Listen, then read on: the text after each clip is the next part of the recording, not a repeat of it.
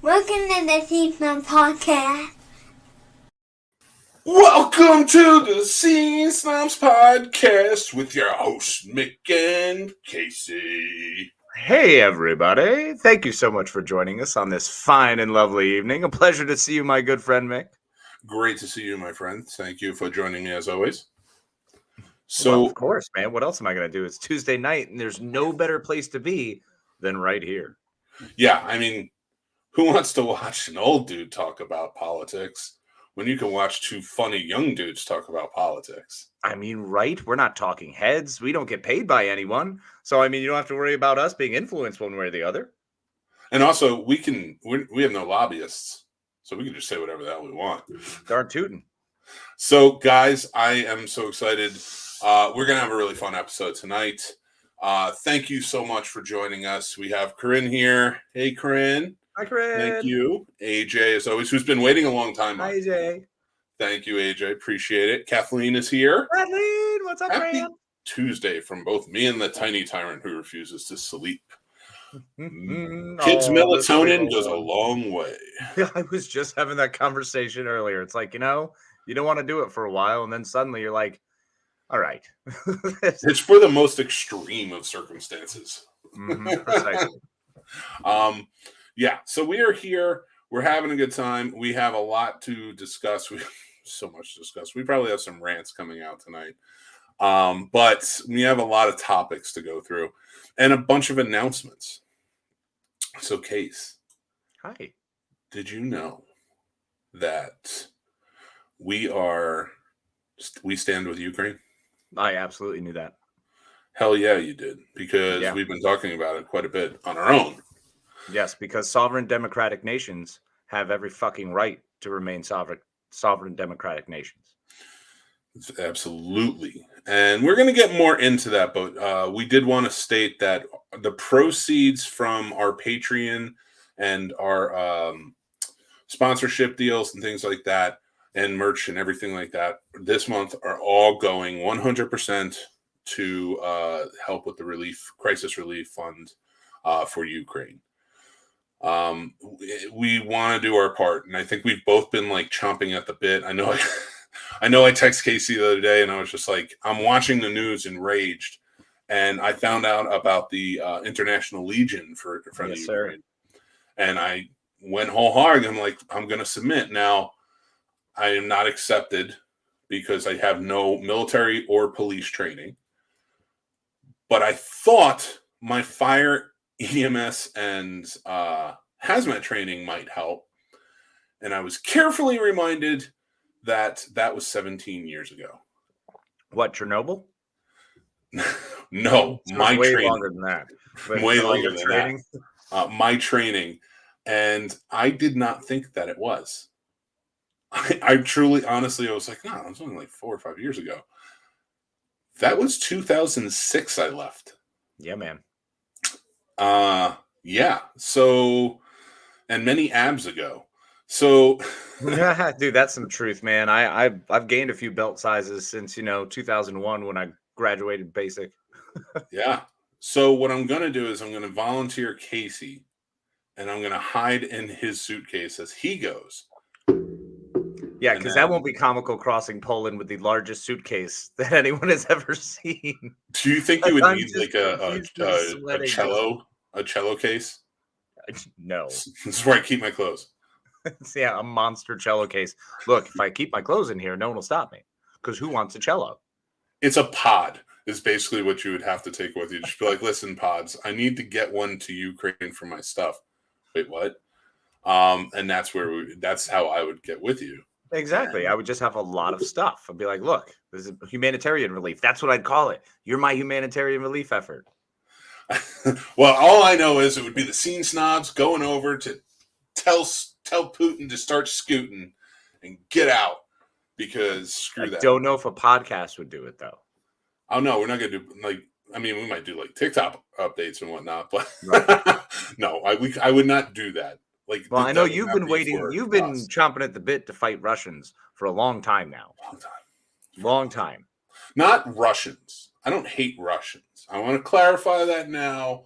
The Russian people that are suffering under this tyrannical reign, I'm so sorry. I'm so sorry for 20-year tyrannical reign of a man who has taken over not only the presidency, but the judicial branch, the legislative branch. I mean, the Duma, all of it is it's all nothing. It's all just Putin. Hiding behind the guise that is a democracy.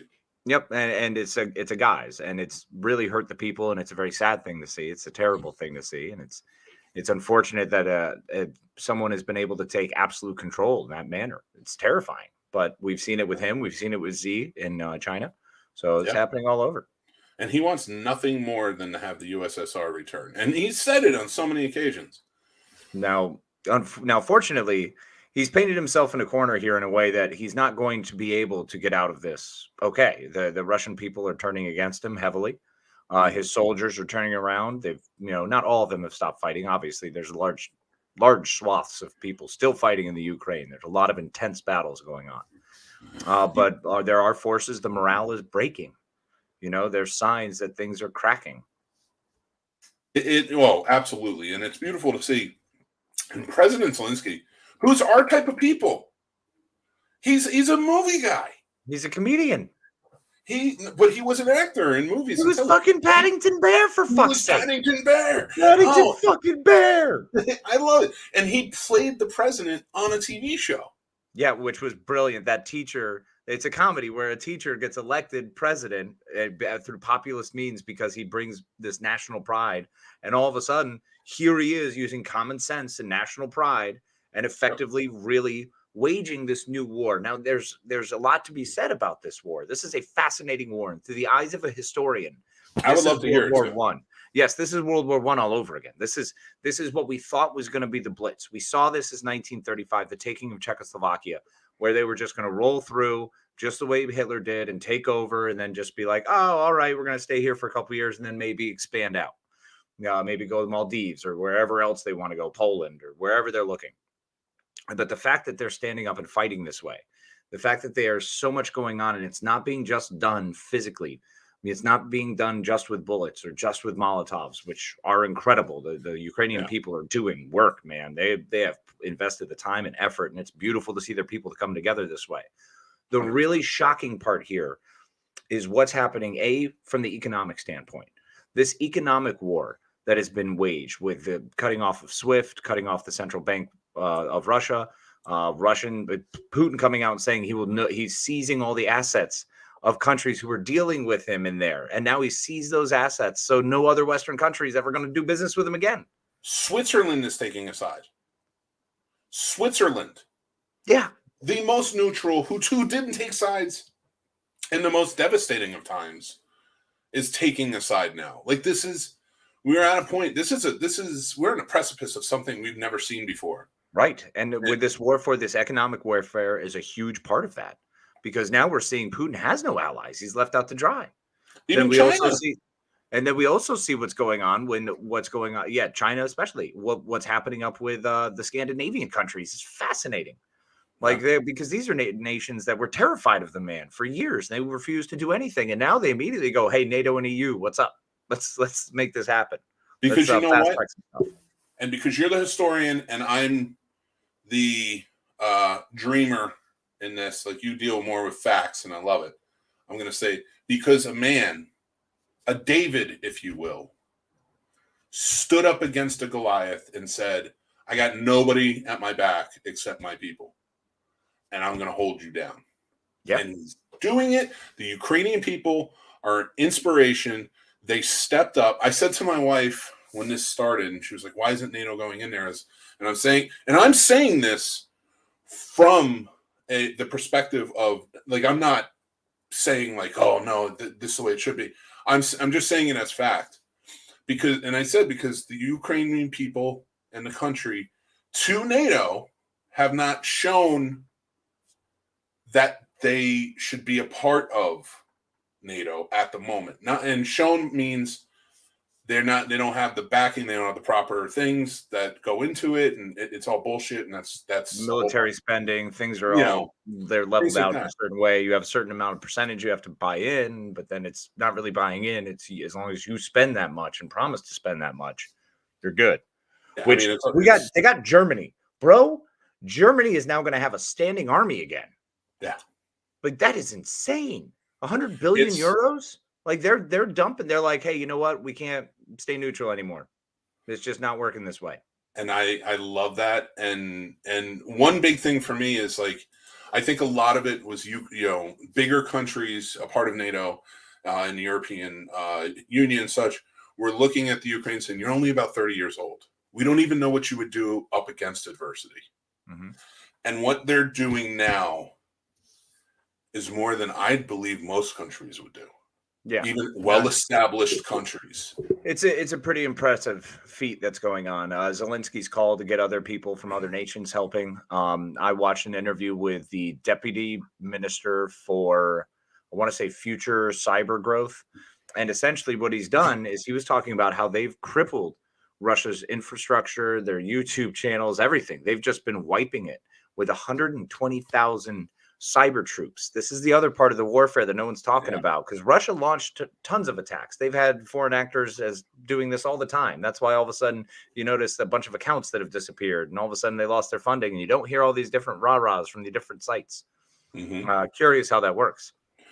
But they don't have defenses. They never bothered spending money on defenses. They were all about just putting stuff out there and screwing with people and disinformation. Well, you can't worry about information in a shooting war. And you need contact and a way to communicate. And that's one thing that Ukraine has done, is just completely wiped it.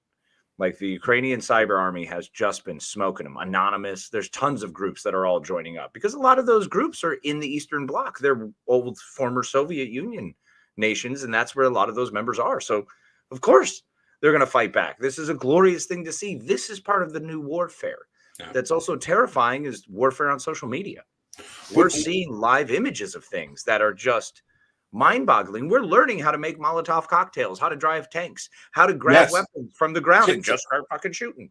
TikTok alone has proven huge to helping the Ukrainian people build a force to say, if you see an abandoned tank, this is how you operate it, and showing you step by step these videos, these 3-minute videos that TikTok provides. And now these people and these young kids, I would have never even fathomed this, and we could go forward and use social media as a tool like that. Mm-hmm. Now I knew we could use social media as a tool, but like in a situation like this where it's dire, that's huge and it's big. And Elon Musk stepping up and giving them internet so they can do these things. Yeah, because now, mind you, their infrastructure hasn't gone down. No, they have stayed up. I mean, even that video, there was a video of a Russian missile striking one of their main communication towers in Kyiv, and nothing. It was fine. It's still standing. It's like, wow. Yeah. I think that's a symbol for things that we're not aware of, that the resolve of the human. You can't conquer a people who won't be conquered. Pure and simple. That's why a land war against us just wouldn't work, because we're all assholes. Americans will just fight back to the freaking end. We don't care. We may be wrong, but you can't fucking tell us we're wrong. Listen, the first line of defense, I've said it my entire life. The first line of defense, if the Ruskies, like we talk about, what do you Red call it? Red Dawn with the Wolverines. And that is, I feel like that would happen. And it would happen on a much more epic scale, because everybody would just be like, no. We're going to be behind the fences. Come on, we're going to fight. We're going to bite. We're going to do whatever we have to do. But it would never get to that point unless they attacked from the Pacific, because nobody's getting past Jersey. These Ruskies would fly over Jersey, and let me tell you something. The scrapyards would be filled with the blood of dead Ruskies. They would 100% realize that there is nothing they need in the Americas after flying over Jersey. They'd be like, nope, Shut your that goddamn is the wrong direction to go. No, I'm sharing this right now, and this is fact. This is fact. Somebody pointed out on Twitter, the official Ukrainian Twitter, somebody pointed out and said they follow very few people, and they're following the state of New Jersey. And they said, can you believe this? And Ukraine, the official Ukraine Twitter, put back and replied, because they're cool.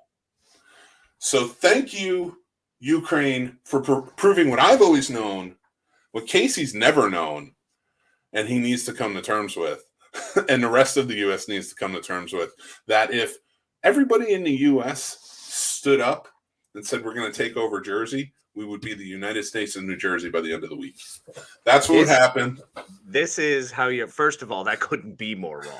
Because you have to figure out how roads work without potholes and be way too confusing.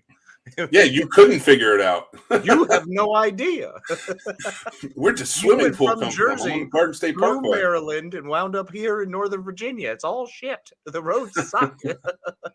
You leave Jersey alone. It's a beautiful, beautiful place, and I love it. I see what you're trying to get me to do here, because the moment I have to say this, because it's the episode and I said I would say it the whole way through, you're going to be able to tie this back into some sort of Jersey bullshit. But stand with Ukraine.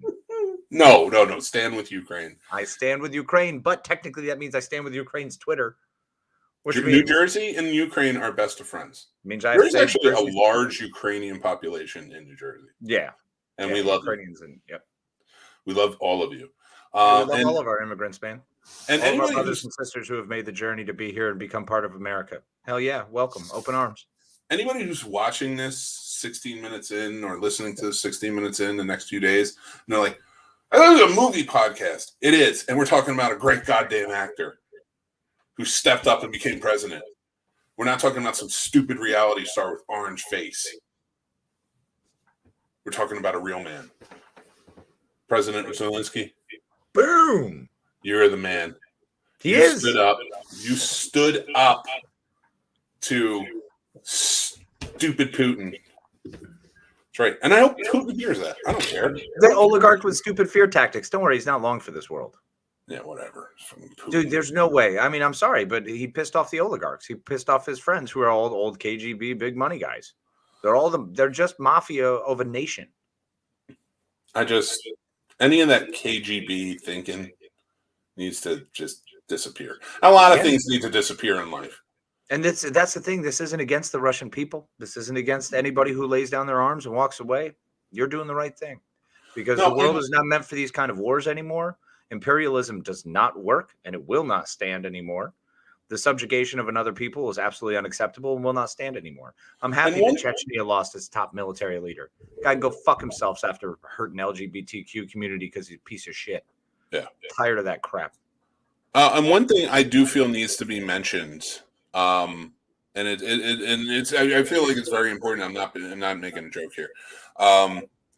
Is the fact that we have to remember, as Americans, we've always known freedom. Mm-hmm. So when we have protests and we have things like that, I don't care what you think about them. It's a civic duty. Well, I know, but duty. Yes, but that not aside, because I'm not talking about that side of it. I'm just saying, no matter what you feel about whatever protest is going on, we've grown up with freedom. We understand a world of democracy, republic, and freedom.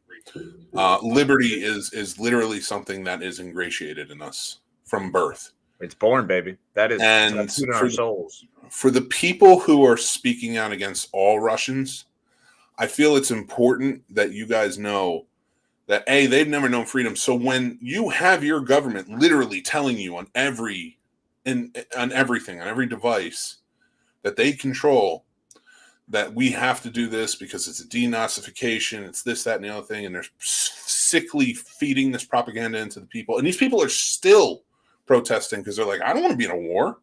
I don't want to do this. We have to remember, we have to show some compassion to that, to the everyday people who are hearing this. And not saying, like if it's people who are taking up arms with hate, you've chosen. But for the people who are getting thrown in jail, fined, and everything else, because they are, because they are speaking out against. That's something that we need to realize and that stop taking for granted, is that they are going to be thrown in jail. Some killed. Let's face facts. We're never going to know those numbers. 1,700 people arrested in one night. Yeah. We have stop saying like screw Russia, this, that, and the other, because it's not the Russian people. It's this maniacal dickhead named Putin, and I'm looking at you, Putin, named Putin, who is leading a charge of other like-minded assholes. And then it trickles down into people who have been either brainwashed into believing this or are just trying to do their job, albeit that does not mean I'm defending them doing their job because it's wrong. But for whatever reason, we have to remember that the everyday people who are just watching this happen and are protesting it and are getting hurt, we can't just say screw Russia. Mm-hmm. So let's show a little compassion there. That's my only thing with that. I agree. I completely agree. And there's definitely something to be said for that. Those people who are rioting, because that's what it's called in Russia. One person holding a sign that says Putin is wrong is considered a riot. That's the way it can be prosecuted, and the people are treated that way. So it can be harsh, very harsh, just to speak out. Protesting, something that we do commonly, something we take for granted, something that we decide, am I doing it this weekend? I don't know. What does it look like? Is it rainy? Maybe. Whereas a place like France, it's their civic fucking duty. They see it as they must protest. It's in their constitution to protest. Yeah. Which is an important thing that we've forgotten about because we have cable and air conditioning and water all the time that's relatively clean. Yeah.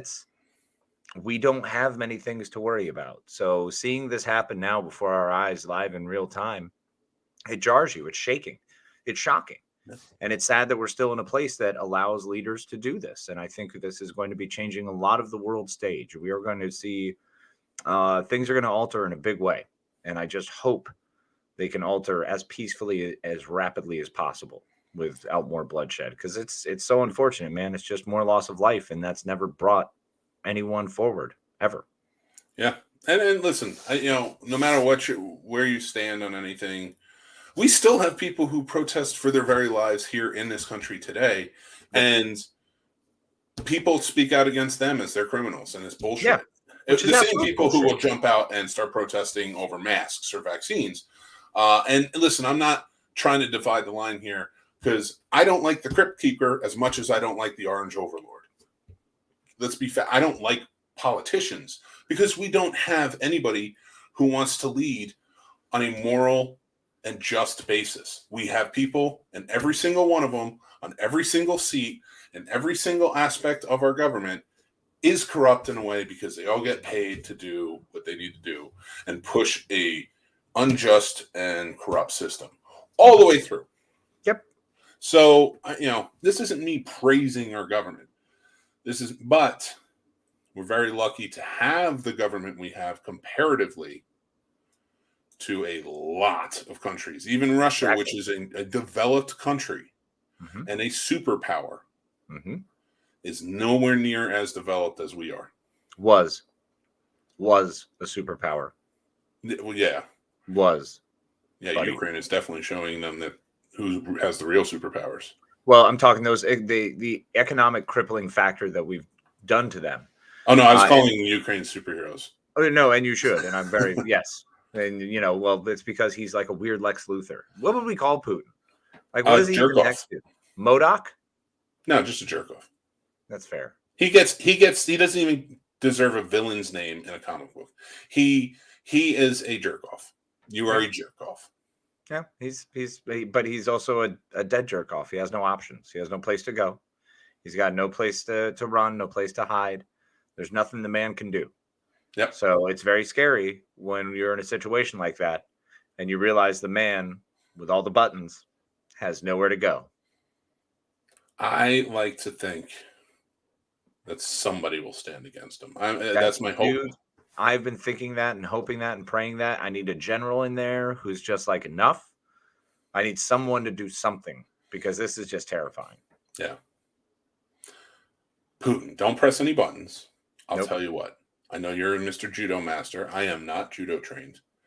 Fair amount of fighting behind my experience. Casey can attest to some of that. I'm older. You could probably kick my ass. Why don't we get in a room together and hash it out? You jerk off. He's a 72-year-old man who potentially either has cancer from some rumors or Parkinson's, according to others.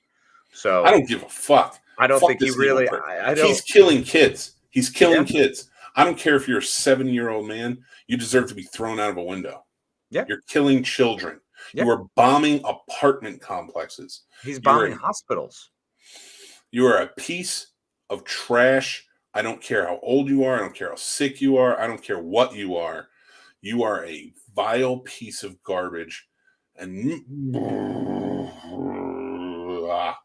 as a byproduct of this, Germany has upgraded how fast they'll be moving to renewable resources after cutting off their pipeline. So they've moved up from 2050 to 2035.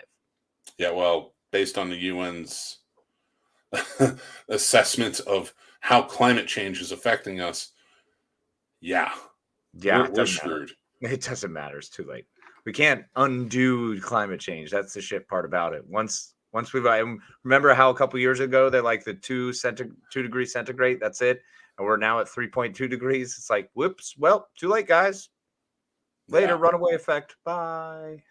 It's so crazy to me that like when you watch like the Marvel movies and you're like, oh man, Thanos is the villain. He's definitely the villain. He's been doing so much. But then you look at your real world and you're like, maybe here he wouldn't be. Maybe he's not that bad a guy. I mean, look, he's a bad guy, but like it's still genocide. It's still genocide. Blip. And I'm saying that knowing that I'd probably be blipped, but like maybe that's a good thing so other people could survive. I don't know. And of course I kid with that. But I know one person can be blipped, and then we're going to move on to the next topic. Right. Gosh, wouldn't it be so much easier if we could just blip them? Blip all the dictators and assholes and pieces of shit garbage when they're get all. But only if we can pick an actual replacement, not be ham-fisted a replacement of like, well, this is the next person up. No, we actually find somebody who is a decent human being who wants good things to happen to people and cares about people, like Zelensky, who took over the role from one of Putin's puppets. That was a puppet fucking president that he took over. Yep. And also someone who, after being attacked in 2014, needed weapons and went to our former president, and said, I need weapons. And that former president said, well, I need a favor with Hunter Biden. So this is where we are now. So thank you, Agent Orange Overlord. But anyway. But also adding new contracts with Russia that suddenly, because we needed more asbestos. So helped out one of those other oligarch buddies who's in charge of the asbestos business. Like that's the problem that people don't understand is it's when money is funneled to Russia, quote unquote, and people are making contracts with Russia, there's like imagine a table of 12 dudes and they divvy up all the money amongst themselves. And then they leave like a 13th little wedge even that they go, that's for the people. Yeah. That's what it is, man. On that note, I do want to move on to our next topic because we are getting fired up here. But I do want to announce that we are trying to put together. So for anybody who knows the Scene Snobs, we do fund-a-thons every once in a while. And that is usually like an 8-hour type of telethon, marathon type thing where we are streaming live for that time. We have shows come on from all different places. Casey and I host, and then in between, and then we'll present all these different shows, and we try to raise funds for different charities. We did one actually a year ago in March for the Save Brady campaign, and Brady is still doing fine. Brady's crushing it, man. The eye surgery went great. Saved his life. Yep, and we raised more than enough for Brady's surgery last year. And then we did it over the summer for a good friend of ours who was just on a show a few episodes ago, Jason Taylor. His brother-in-law was really sick and incapacitated, and we held a fund-a-thon for his brother-in-law. And now we want to piece one together for March 11th from maybe like 5 to 1 a.m. It's an 8-hour show. So if you have a show and you're interested in jumping in, or you're a personality or something and you want to jump on with us and like we can all have a good old time, let's do it. I want to piece it together, but I will need to know as soon as possible, because if we can't get enough people, we can't do it. But we are going, like I said, we're going to donate all of our proceeds from what our earnings this month to the crisis relief fund for Ukraine. And then the link is in the bio, so you can check it out there. We actually, down in the links here in our YouTube and on our podcast and all platforms, are links to many different resources to help the Ukraine right now in different facets. So you can go down there and you can take a look. That it's all right in the description. So that, yeah. So, but with that being said, Casey, it's Fat Tuesday. It is the fattest of Tuesdays. It's the day before we give up everything for Lent. Laissez-les bon temps rouler. Listen, stop with that French talk. Oui. So I want to talk to you a little bit about gluttony. I mean, you can look at me and you know gluttony exists. I mean, it's one of my favorite sins. It's right under lust. Lust is the number one. That's my one seed. Well, what are you a glutton for?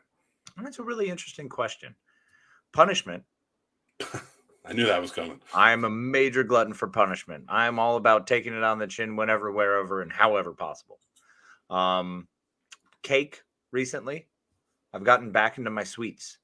I had gotten off of them for years. It was really weird. And then all of a sudden, about 2 years ago, I was like, I like pound cake again. And then I just started eating every cake available to me. Cake, really? I never knew Marble you was a cake, cake guy. coffee cake. Oh, bro.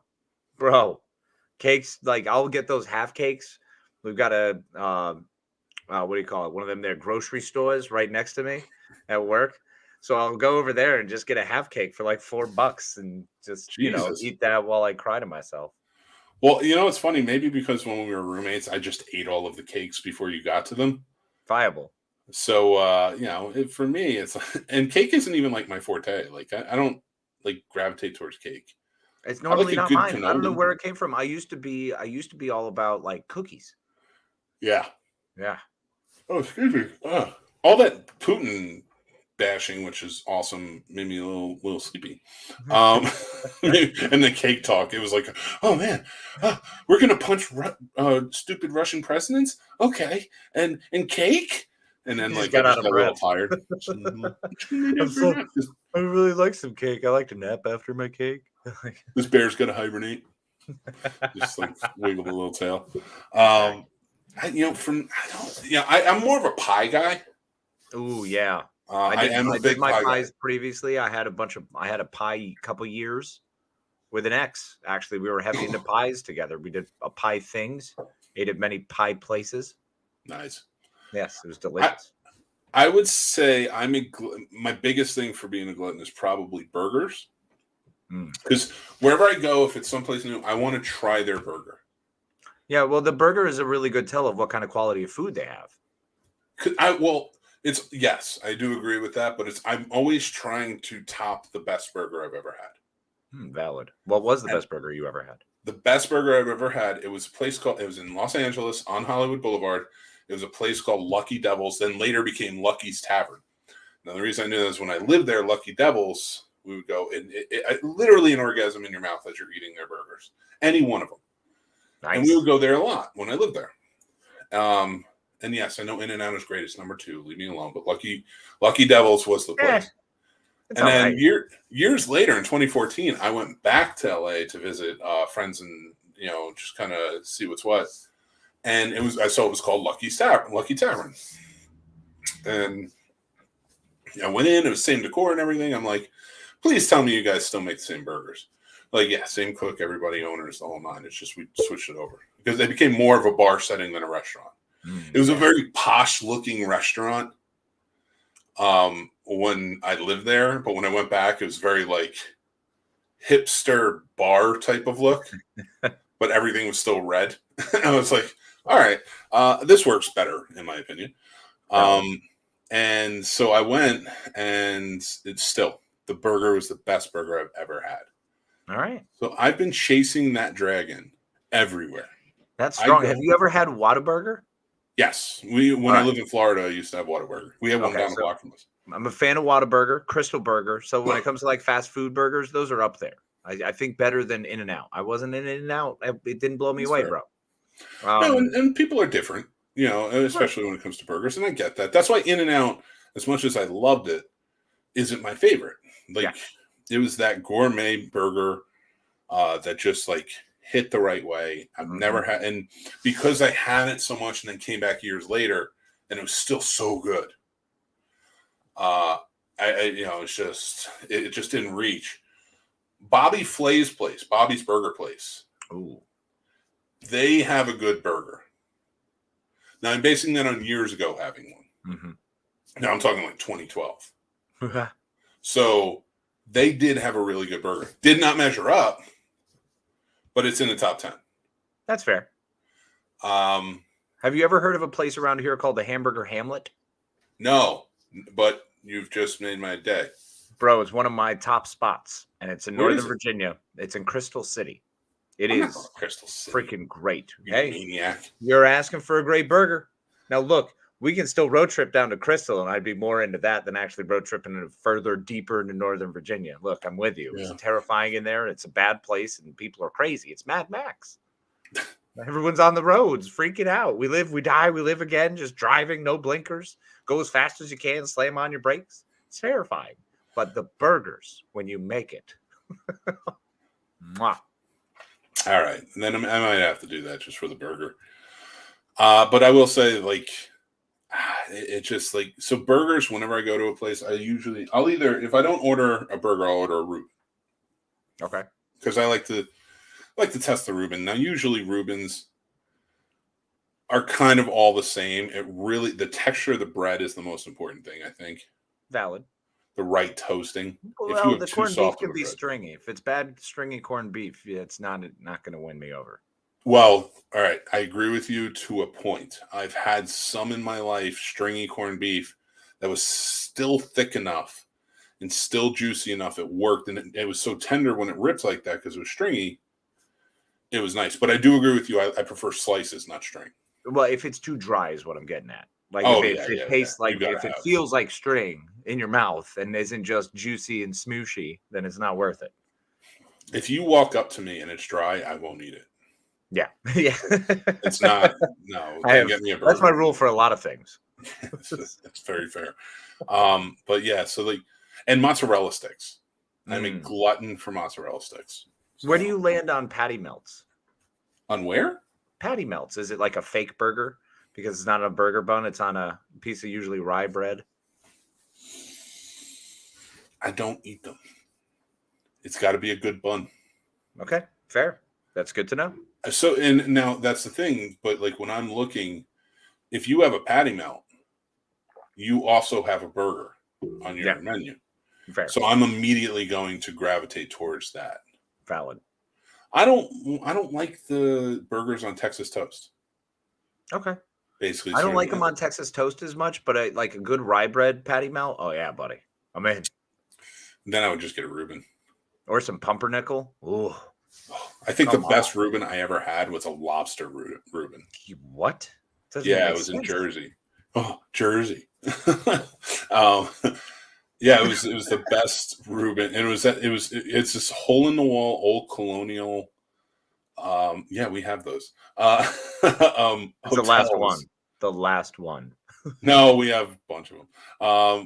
But it was like a small like colonial hotel in Jersey, and in the basement is a restaurant. It's like a fine dining restaurant too, and they have lobster Reubens, and they did. I don't know if they're still open or whatever, but it was magnificent.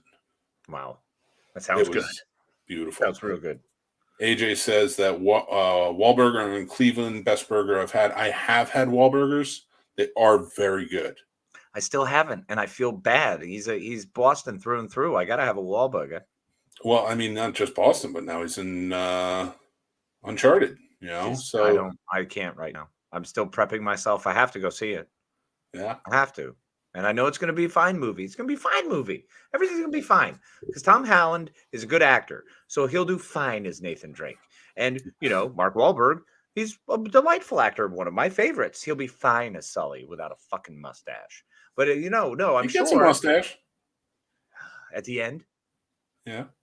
Yeah, see? It'll be fine. It'll be fine, Mike. It'll be fine. It'll be fine. KJ also says Nutter Butters and blueberry pie. Great choices. I'm more of a peach pie type of guy, but blueberry is brilliant. Pecan all the way, bro. Pecan is a wonderful thing. And the good thing is I can't be a glutton for it because it hurts my teeth. Like after you've had your second piece, it's like, oh, I'm done. Oh, no, my mouth hurts now. So much sugar. You know what I'm kind of a glutton for now? If the Honey Baked Ham store. Yeah. We go there for Thanksgiving and Christmas. We make everything else, but we get our turkey because we just like it sliced, and they're so good there. So we just go and we get an oven roasted turkey there for Thanksgiving, and we get a ham for Christmas. Well, they have rum cakes there. And Thanksgiving, I got it was like a 4-pack sampler. And I brought them in, not realizing that the kids can't eat rum cake. I didn't piece it together. My aunt made rum balls one year for Christmas, and I was like, "What are these?" She's like, "Go ahead and try one." I took a bite, and I spit it right out. I was like, "That's terrible." Meanwhile, all the adults are like, "Ha ha." Well, listen.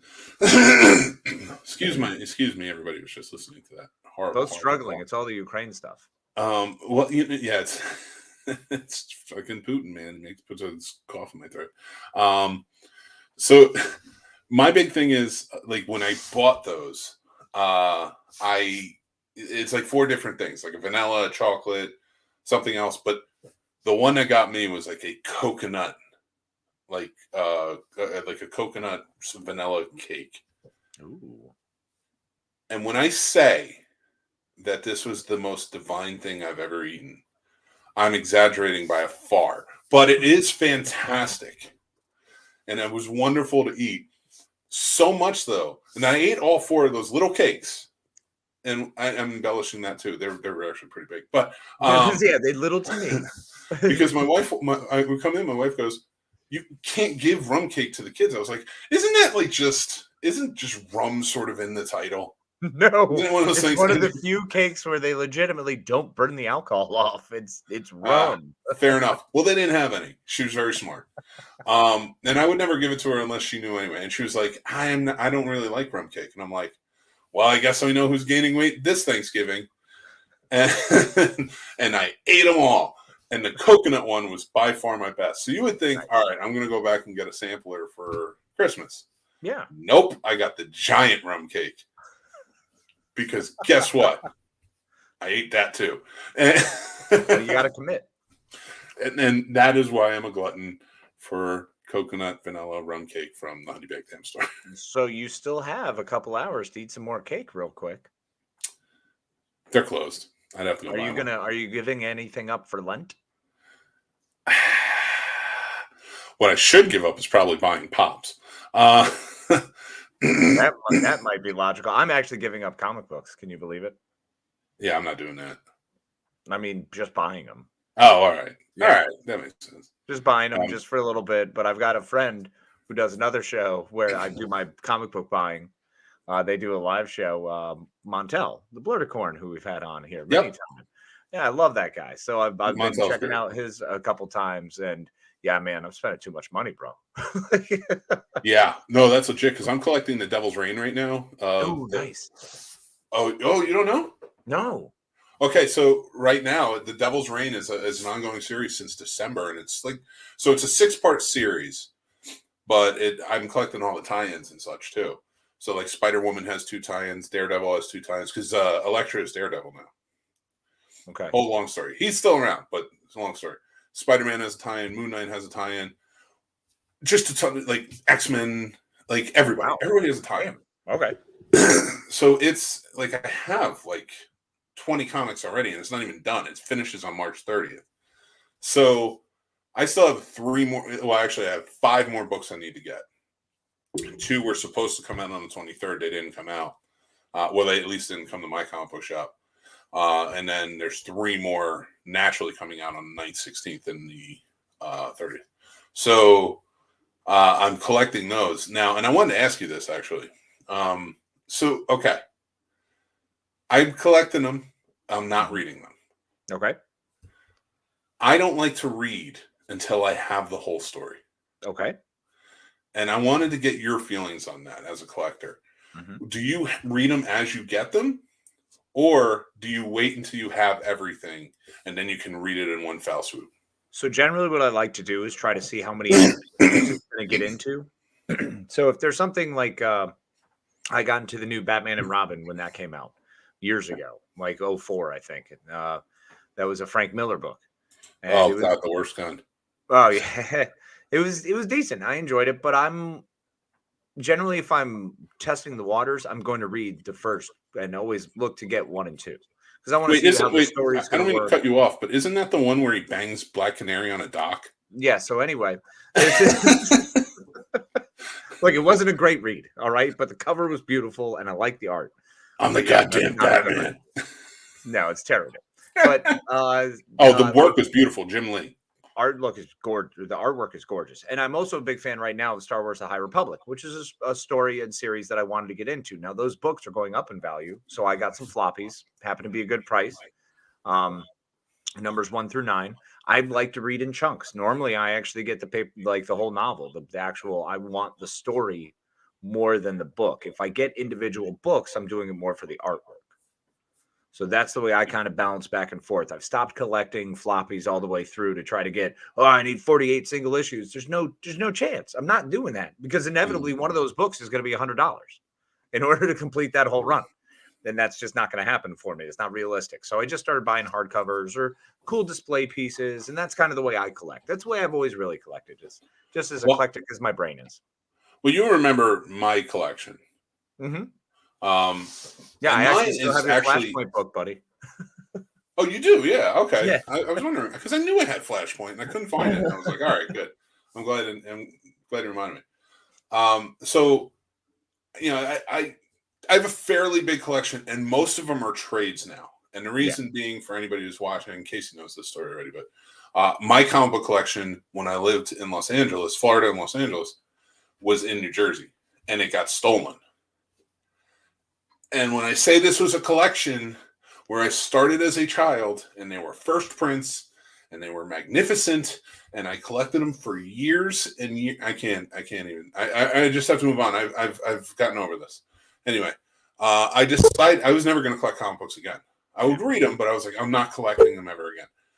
And then when I had kids, I decided, all right, I'm going to take what I have and kind of collect again trades, only trades, so that way they can read full stories. Right. And I've collected a bunch of trades and stuff like that. And I still do. I just got Absolute Carnage. I got King in Black. Nice. I finally picked up Secret Wars, which I had first prints of all 12 issues. Yeah. Don't even get me started. Getting those omnibuses is always nice too. I do like an omnibus read. Like I have the Buffy omnibus for season 8, which is phenomenal. But then I get randoms. Like actually, I just got this in the mail. This was one that I've wanted for a long time from my childhood. It's 2 of my favorite things. Nice. I mean, come on, Star Trek and X-Men, bro.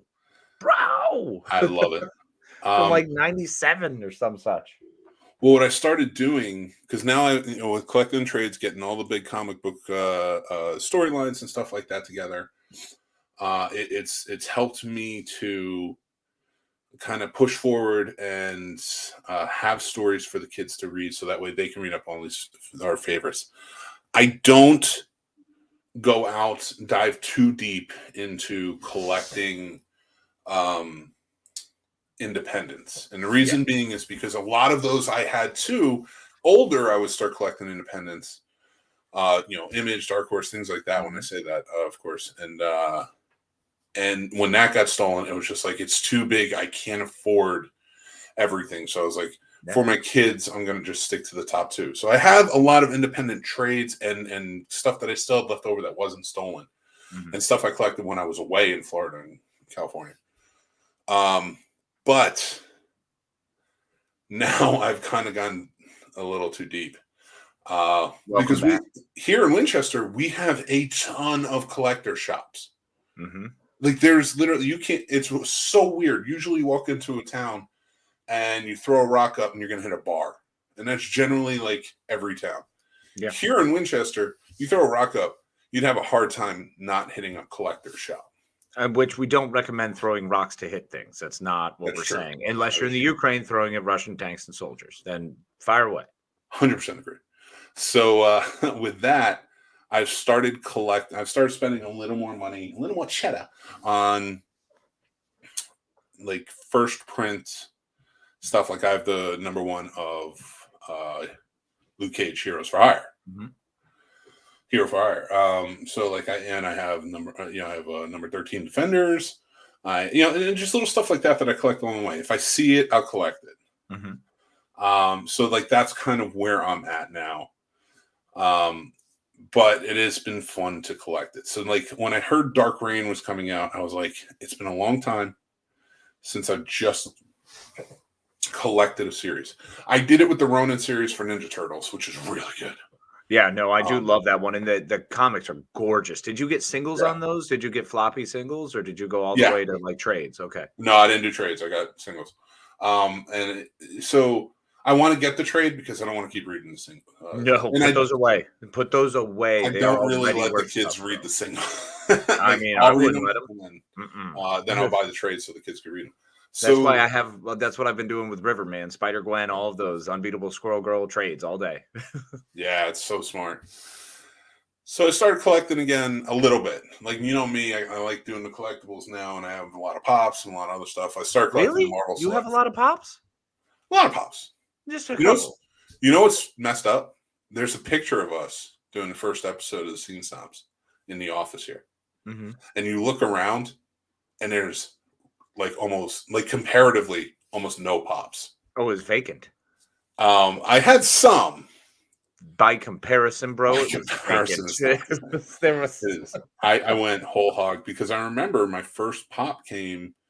I joined Loot Crate in 20.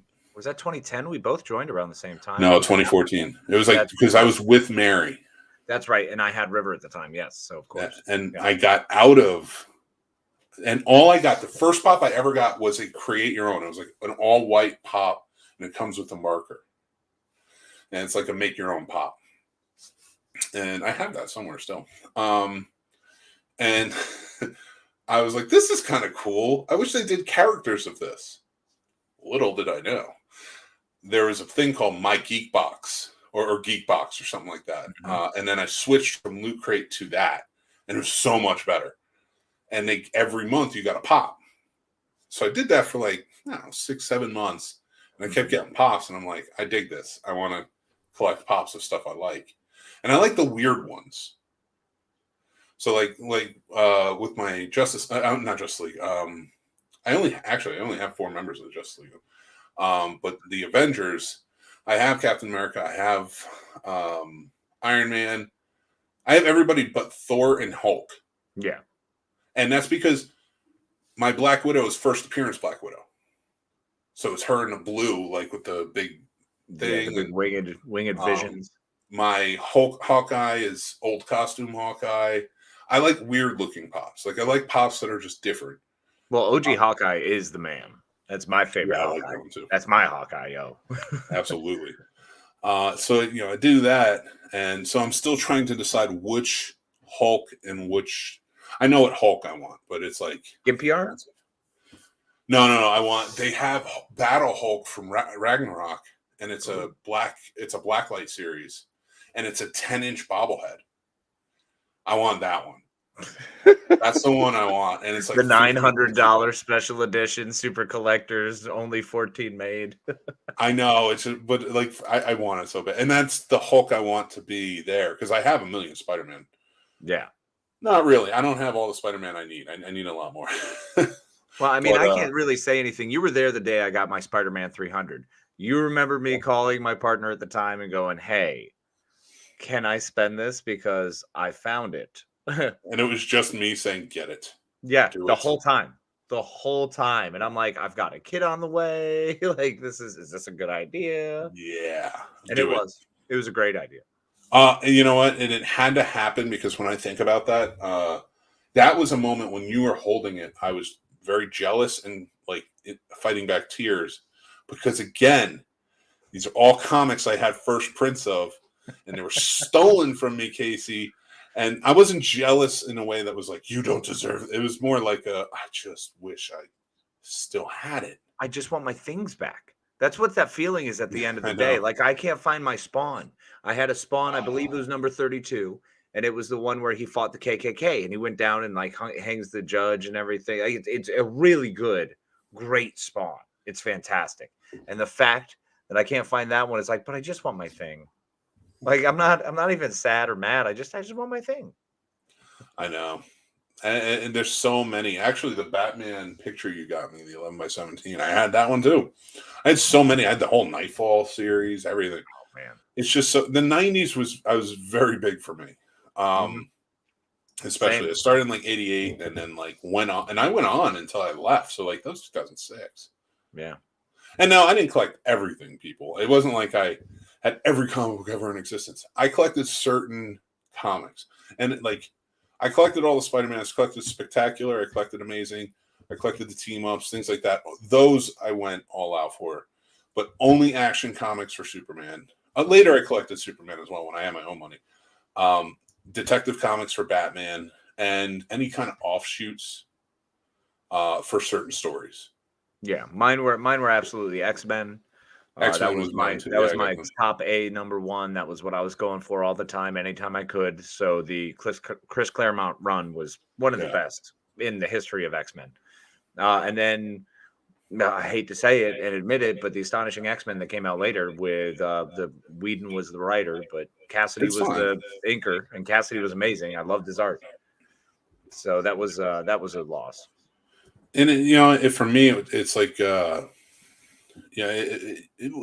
can. I feel like in certain areas, if you feel if it's left to a person, if you can detach the art from the monster, it's fine. And then this came up. I was actually talking to my wife because I watched the docuseries that W. Kamau Bell made. We need to talk about Cosby. I suggest everybody watch this documentary. It's gut wrenching and horrifying and eye opening and so much more. And this man, for many people of many different races, cultures, everything, was a father figure. And you wanted to be a part of his family. Myself definitely included in that. Right there. So when this came out, I wasn't a denier. I was horrified that this human being could do this. I was not shocked by the depravity of human beings. It was more like, damn. It was very much so that sucks, because I was upset for myself. I was saddened for myself for what I had lost. It was a very selfish thing. Yeah. But then to kind of listen to victims and put yourself in their shoes and start to understand where you come from, and he's a monster. I'm sorry. There's things that had to be stopped that are absolutely deplorable, and I can't back it. And that's by supporting the art, you're supporting him in a way. So I struggle with that. I can never watch. I can't listen to any of his comedy. Can't watch any of his. And Cosby Show, like that would be on at like 3:00 in the morning after I get home, like from hanging out drinking or whatever. And my brother would call me, be like, Cosby Show's on, and we would like watch the Cosby Show and laugh about it because we loved that show growing up. And I since the news broke, I have not been able to watch the Cosby Show. I can't even, like, if it's on, even if he's not on the screen, I love all of those characters so much that I'm like, I can't detach it. I cannot, and it horrifies me. I mean, Bill Cosby himself was a masterclass in how to do a perfect stand-up for all ages, and it was one that I loved. I knew that thing by heart. Like, I wore out that VHS tape to learn it, to learn what funny was. It was him and Eddie Murphy Raw. Really crazy difference, but that's what I cut my teeth on. Watching Joe Piscopo on SNL. That's a little bit of a stretch. Yeah, no, that's why I tried for it. I tried for it. No, but watching this documentary, like I was calling him a monster since the news broke. Watching this documentary and realizing just how deep it goes. Monster isn't even the right term. Yeah. And it was terrifying. So, but I had this talk with my wife and I'm like, can you detach the art from the artist? Because they talked about it in the documentary and I'm like, I cannot with Bill Cosby. I can't. Because you made me trust you. You made everyone trust you and believe in you and believe in what you were doing. And then you turned around. Now, R. Kelly, this motherfucker was singing about hiding in a closet. Yeah, I believe he did the shit he did. Of course he did. I mean, there's been reports on that for years, and I've always thought he was a piece of garbage. Yeah. After what he did to I Aaliyah, actively search out the remix of Ignition? No. If it's on, do I turn it off? Probably not. I do now. I can't. I have that issue where I can't, because to any version of it, to any portion of it, to me, it's supporting them. And I absolutely will not. And that's just my choice. As a consumer, my greatest power is what I choose to put in and what I choose to consume. So I choose not to consume those things because I don't want to show any sign of support for them.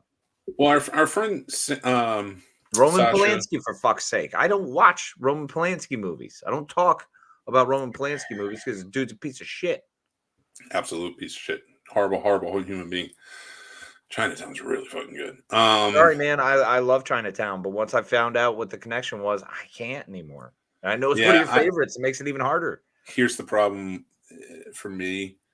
If you go back, most genius artists that made things that are beautiful have done some horrific things. And that's why you have to learn to separate yourself from them and remove yourself from those things. So that includes their art. But you're going to. Sorry, you're probably going to remove yourself from a lot of things. That's been happening. I'm fine with it. That's where my stand comes from. Because that's the only power I have in this world as a consumer. But that's fine, and I don't have a qualm against somebody doing that. I'm just saying, I don't have that belief structure. Now, I pick and choose. Like I can't watch anything Cosby or listen to anything Cosby anymore. It was too much. But there are things where I'm like, all right, I'm fine, whatever. And Sasha opened my eyes to that when we had her on the show, and she's adamantly speaking out in the trans community against J.K. Rowling. And I said to her, I was like, it's hard for me to detach from Harry Potter. I was like, I'm not a fan, but my kid is a fan. And how do I stop that? And she goes, don't buy the books at the bookstore. Yeah. Go to a secondhand store. Do things like that. Make sure the money doesn't go into her pocket. Mm-hmm. That's how you stop that flow. And you stop that. And I was like, it's a good point. So what I'm saying to you, Casey, get off your high horse and start stealing everything. That's a lesson that I'm trying to teach you in this podcast today. Start robbing. I mean, obviously, I haven't been doing it right. I need to really refocus. And you know what? Look, man, after this, I'm going to make a concerted effort, and I'm just going to start stealing like crazy. Just going to run in and you got to grab those Buffy DVDs from the Barnes & Noble and just run. And I figure if I just run in screaming the whole time and then grab them and scream on the way out, no one will think anything, right? You got to be like Freddie Got Fingered when he's running in Japan 4, Japan 4, Japan 4, and it's just like everybody's like just like, what does that mean? And he just keeps running. Just do the whole Kermit run. It'd be perfect. All right. I hate to segue like this, but I feel like we should get to the Batman because it's Batman coming out this week, and we've had the monster talk, and I don't want to pay them any more lines. Yeah, we're done with all that. We still stand with Ukraine. Damn right.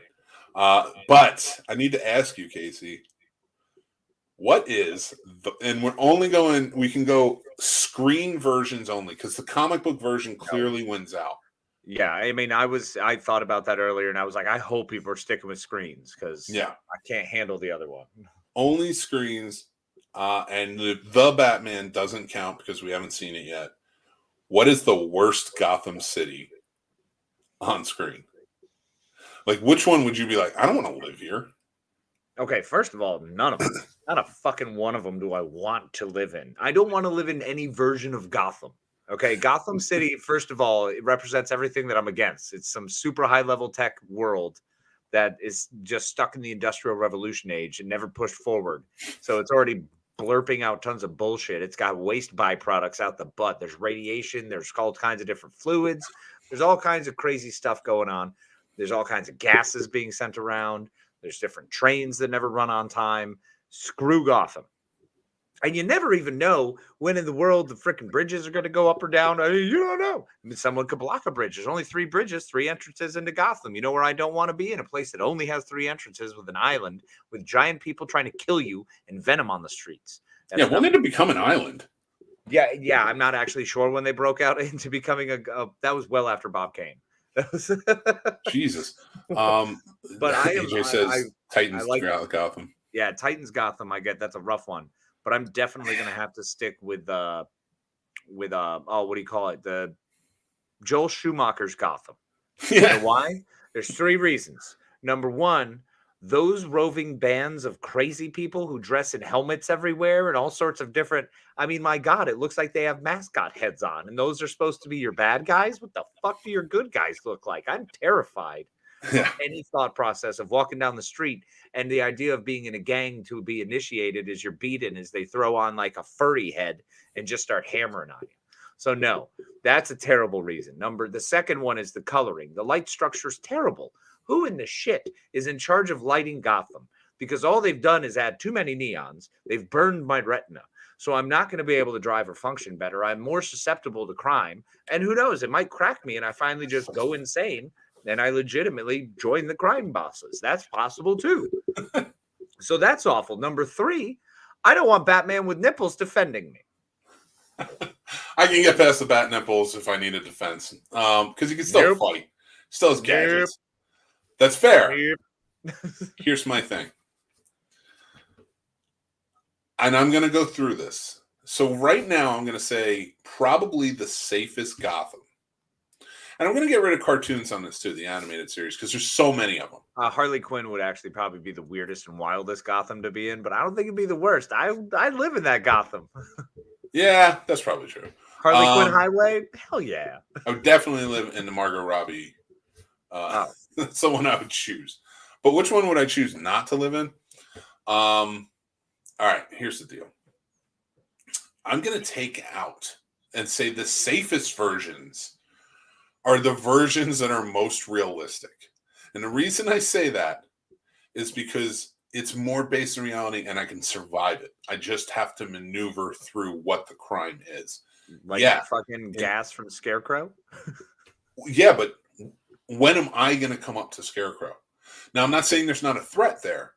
What I'm saying is, what's scarier? A gas from Scarecrow that could be that Ra's al Ghul wants to put in the water system, or blimps that are spreading deadly gas that I cannot get away from because my apartment is on the main road that they're traveling down, and I'm screwed.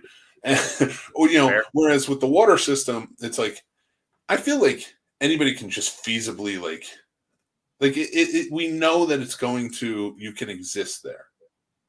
There's something there. If you're smart, you can get through. Yeah, you just got to deal with the massive levels of corruption on every level and the organized crime. If you can get through that. But that we live that anyway in this country. I mean, totally valid. So, but at least with all that level, like there's some form of social contract amongst the criminals that you're just kind of like, all right, I can most likely survive this. And you do, because you have Batman on your side. Now, jumping back. And I continue that on with the Affleck, Gotham, and such too. Now, jumping back into the Schumacher.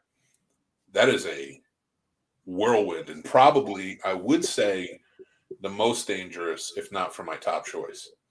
Because they have roads that are on statues 100 feet in the air. Yeah. And it's impossibly dangerous. Like the same person who designed the city was a carnival designer. Yeah. Yeah. Or 100%. put together theme parks. I would now the Burtons are horrifying because of the villains. The villains are so out there, and you have chemical plants with just acid baths. Max Shrek with trying to open up a power plant that just takes power. It's so weird, but still, in my opinion, not the most dangerous. The most dangerous is the 1966 Batman movie, Gotham. Now, why? Because the United Nations exists in Gotham City in that movie and is made up of 6 people. And it very easily were they able to go into the United Nations conference room, and turn them all into magic dust by dehydrating them. Yeah. That is that right there. If Batman is not there or incapacitated, means you have all of these crazy villains running around with henchmen everywhere. Oh God, the number of henchmen back in those days too. They just kept throwing bodies at people. Now, on top of that, it's the 60s. So it's not exactly a good time for a lot of people. Present company excluded. Yeah, we're fine. But many other people and cultures are not in a good place. And we're not rich. So I feel like if you're not working an everyday job or in the UN, which is dangerous within itself. Yeah, which we've discovered. Or one of their henchmen, which is also dangerous within itself. You could be one of the people that might get blown up with Batman running around with a giant bomb. This makes this, and every week there's an issue. Every week there's a supervillain who just wants to cause catastrophe within Gotham City. And it's like the huge. villains in the sub. Which one? Sub that just floats around that all the villains are in. Yeah. Come on. They have a sub. They have a submarine in the Lake of Gotham or whatever it is. But Gotham Harbor or some such. So to me, the worst Gotham to live in is the one that causes major chaos when you decide I'm going to dehydrate the UN members, all 6 of them. 6 of them. There was as many countries back then as there are now, but it's all 6 of them. And one of them has a really bad Irish accent, and I'm pretty sure it said France in front of them. It's so bad. Well, you clearly don't know about the large Irish population in France. Yeah, I guess not. Represented, especially at Gotham. To me, that is number one, the worst Gotham to live in. Because we also don't have any cool technology. Shark repellent. Bat shark repellent. Yeah, he made that. That's a Batman thing. I don't get that. That's not, so like the shark would eat me. Oh yeah, no, you're done. And on top of that, let's face facts. Batman and Robin in that show are probably as dangerous as everyone else. Yeah, they're more than likely going to wind up killing somebody inadvertently because they just throw things and gas goes off everywhere. Yeah. Like, are we sure that Batman's going to guarantee that those are always the right gas bombs in that utility belt? That's fair. Well, if you go back to the Nolan Batmans, if you lived through in Gotham City through the first one, and you owned any sort of property, and then you lived through the second one with the Joker running around. Yeah. The next one takes place 8 years later. And they say that Gotham is a whole new city. It is safe. There's no crime. It's perfect. And then, of course, it's seized and shut off from the rest of the world. So what that says to me is, if you're still living there and you didn't take advantage of the obvious hikes in the real estate that is happening, then you're the idiot, and you can live in the bridgeless wonder that is Gotham City. I'm in Metropolis now. Yeah, no, I wouldn't even go. I'm going Star City, bro. Give me the technology. Give me the opportunity to have someone who can put shields around me. No, where's Green Lanterns? That's where I want to be. That's Angel City? Star City was Green Arrow. Yeah. Star City, I would never live in because obviously somebody's always failing that city. Well, no, and Star City's not just Green Arrow. It's also what's his nuts? The Flash. No, that's Central City. Oh, is it Central City? Okay, Yeah. then I'd rather go to Central City. Yeah, it's fair. Flash, I feel like would take care of business. I wouldn't bank there, but no, oh God, no. My because it bank always is seems like the Metropolis. Flash is fighting some sort of Bank of bank Metropolis all day. Yeah, that's. robber. I feel like you're safest with Superman. I feel like well, your money's safest with Superman. I don't know if you physically because buildings being knocked down. well, don't live in the city. There's got to be a suburban area somewhere in Metropolis. Metropolis. What, like Causeway? Metropolis, like conjunct. It's like just off to the side. Metropolis Oblast. So I got to stand by Batman 66 is my worst Gotham City to live in. Completely. I love it. Mine is absolutely Joel Schumacher's, man. I can't enough. Batman Forever was bad. Batman and Robin was way worse. That's a terrible place to be.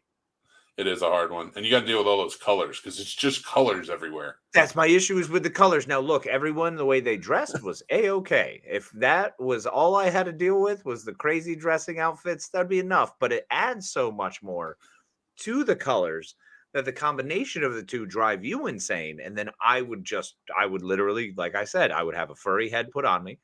I would get beat in. And I would then become one of the guys on the motorcycles with the big skulls and the hats that obviously made sense around Mardi Gras time. Yeah, that's true. I can't imagine walking down the street and like it's just all blue in one section. Then you turn the corner, it's all red, and then it's all green. I can't then pink. But then, in a way, though, at least you know whose villain you're in, which villain's area you're in. So it's like you can decide, well, I'm going to go to Blue Zone because I'm a little better off with Mr. Freeze.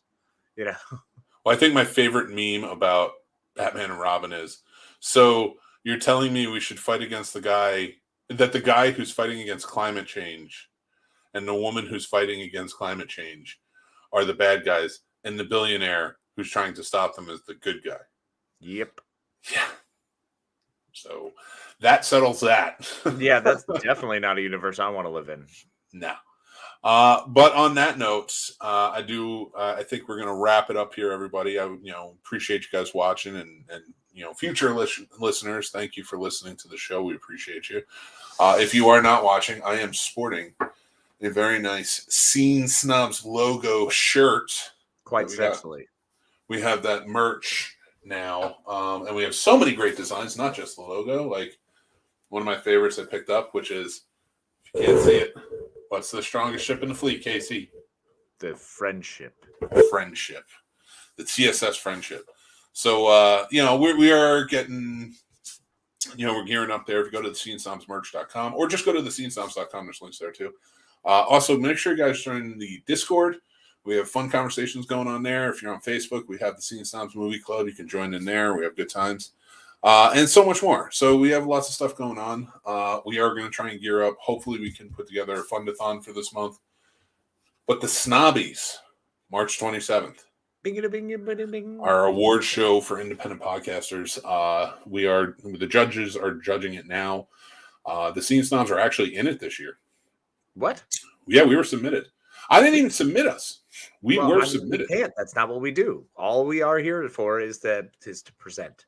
Well, we can be submitted this year because last year we did have something. We didn't judge, but we tallied and everything. Right. This year, it's literally I'm just putting whatever they give me, I'm putting down on paper, and they pick everything. We have judges who are doing it. So I love that our panel is growing too. 6 judges. That's a lot. I dig it. We have a lot. We only have, I think, 2 returning shows this year. Wow. Everybody else is all new, so it's a lot of fun. Yeah, so I'm excited for it. We're going to see a lot of stuff. So March 27th, I think that's at 2 p.m. because we do it the same day as the Oscars. Boycott the Oscars; they suck. We are gonna, we'll do the Snobby Awards and join us there, and then I'm sleeping until we go to Carolina Fear Fest. Yeah, sounds about right. I'll be taking over for April. And then because Carolina Fear Fest, get your tickets now. They have such an awesome awesome guest list. I'm so excited. Oddly, the more the closer we get, the more excited I'm like, I get to meet Jordan Ladd. Yeah. Like, when in my life did I ever think I'd get an opportunity to meet Jordan Ladd? That's radical, man. I am excited because I really like Nightmare on Elm Street Part 2. And I've talked about this before. We've even, over on Pulling Focus, interviewed Jack Shoulder, the director. And Mark Patton's going to be there, the star of the movie. So I'm definitely excited for that. They announced that. Ken Foree's going to be there. There's just going to be so many people that I'm very excited to sit down and talk with and have a good time. It's going to be fantastic. So really excited. Isn't Clint Howard, bro? Clint Howard, man. Clint Howard, man. Come on. He's so awesome. So we're going to have a great time up there. We are official representatives of the Carolina Fear Fest. So make sure, get your tickets, join in with us, have a good time. You can find carolinafearfest.com, which you can find links on thescenesnobs.com. We are in the midst of redoing the website, so that should be a lot of fun. But sweet. We just thank you for all your continued support. If you guys are interested in supporting us over on Patreon, we have a lot of stuff going on there as well. And a lot more coming because we have a lot planned for that. But we do monthly prize giveaways. AJ just won this past February. We'll gear up for March. If you join up, you will be eligible.